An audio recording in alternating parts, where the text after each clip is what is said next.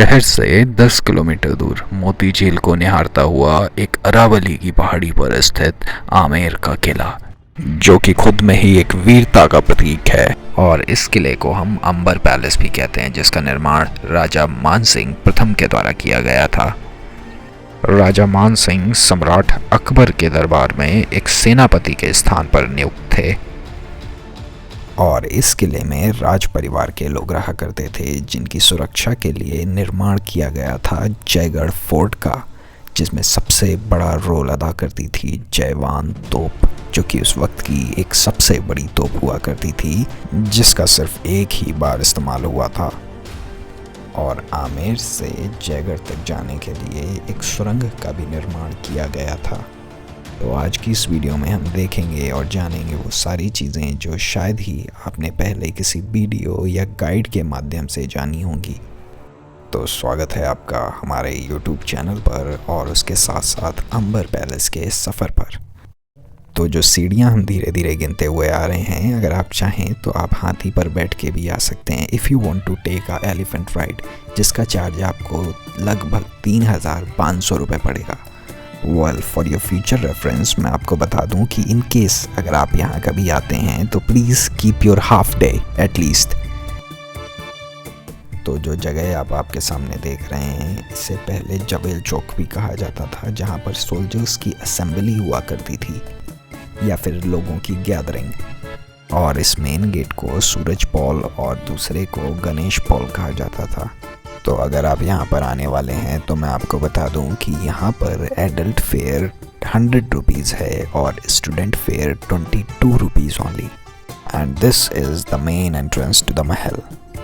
और ये है महल का सेकंड कोर्टयार्ड, जहाँ से देखेंगी आपको 12 किलोमीटर लंबी वो दीवारें जो कि बनाई गई थी इस महल की सुरक्षा के लिए।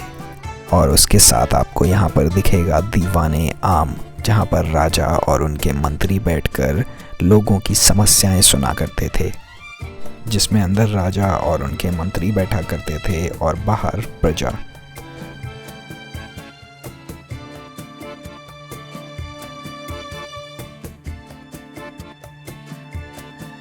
और यूं में से ये उस वक्त का एक न्यायालय हुआ करता था, जहाँ पर राजा और उनके मंत्री बैठकर चर्चा करते थे और समाधान करते थे चीज़ों का, और साथ साथ राज्य की भी और सारी समस्याओं का हल किया करते थे।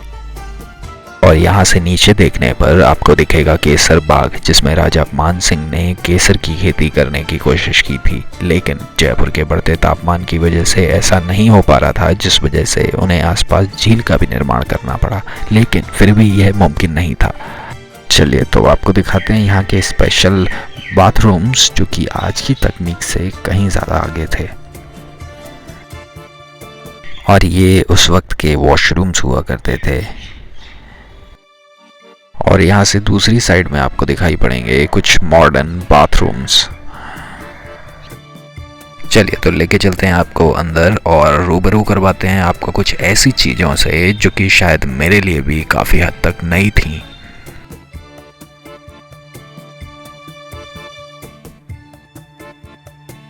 ये देखिए सामने आप जो देख रहे हैं, ये है एक पुराना बाथ टब, जो कि सिर्फ एक बाथ टब ही नहीं, उसे आप हॉट टब भी कह सकते हैं, क्योंकि यहाँ पर यूज़ किया था इन्होंने कुछ ऐसी टेक्निक्स का जिससे इसके अंदर विदाउट एनी इक्विपमेंट पानी गर्म हो जाता था। तो चलिए दिखाते हैं आपको। ये देखिए, ये है पानी स्टोरेज का सिस्टम। यहाँ पर पानी स्टोर किया जाता था और नीचे उसमें कॉपर प्लेट्स लगी होती थी, जिन्हें नीचे से गर्म किया जाता था आग जलाकर, और यहाँ से पानी निकलता हुआ बाथ टब में जाता था, जिसमें चंदन और बाकी सारी चीज़ें मिलाकर फ्रेश बाथ के लिए रेडी किया जाता था। और यहाँ पर पास में एक ऐसा रूम था जो कि मेरे लिए थोड़ा सा सरप्राइजिंग था। तो first I will suggest you to see this video.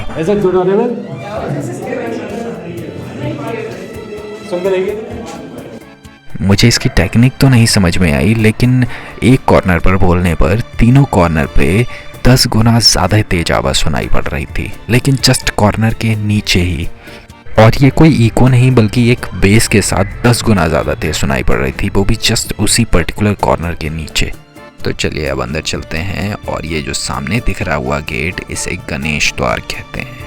जिस पर 400 साल पुरानी ये बेहतरीन नक्काशी आप देख सकते हैं, जिसे फ्रेस्को पेंटिंग्स कहा जाता है। इस पर एक बहुत ही पुरानी गणेश जी की मूर्ति बनी हुई है, जिस वजह से इसे गणेश द्वार कहा जाता है। और इस द्वार को सिर्फ राज परिवार के लोगों द्वारा ही इस्तेमाल किया जाता था। और उसके बराबर में आपको दिखेगा एक पुराना भोजनालय, और इसके जस्ट ऊपर बना हुआ है सुहाग मंदिर कहा जाता है, जिसमें सिर्फ शादीशुदा औरतों का ही जाना अलाउड था। और साथ साथ ही ये भी कहा जाता है कि राजा जब कभी भी युद्ध लड़ने जाया करते थे तो वो यहाँ पर बैठकर उनका इंतज़ार करती थीं और कामना करती थीं उनके सुरक्षित वापस आने की। तो चलिए अब हम दिखाएंगे आपको यहाँ का सबसे बेहतरीन नज़ारा, और ये है आमेर पैलेस का शीश महल, जिसमें लगा हुआ सारा शीशा बेल्जियम से मंगवाया गया था।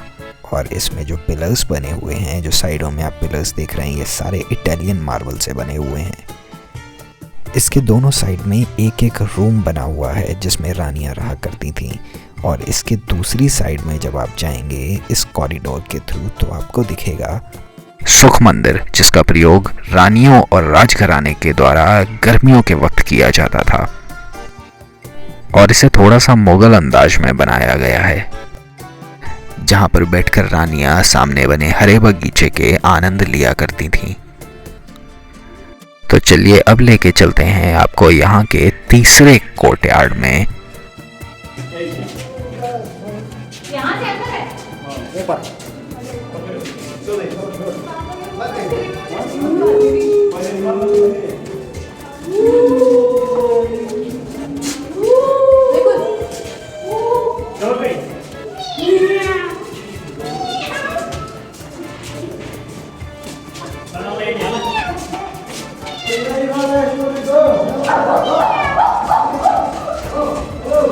तो अब हम वापस आ गए हैं सुहाग मंदिर की तरफ, जहां से आपको इर्द गिर्द का सारा नज़ारा साफ दिखता है।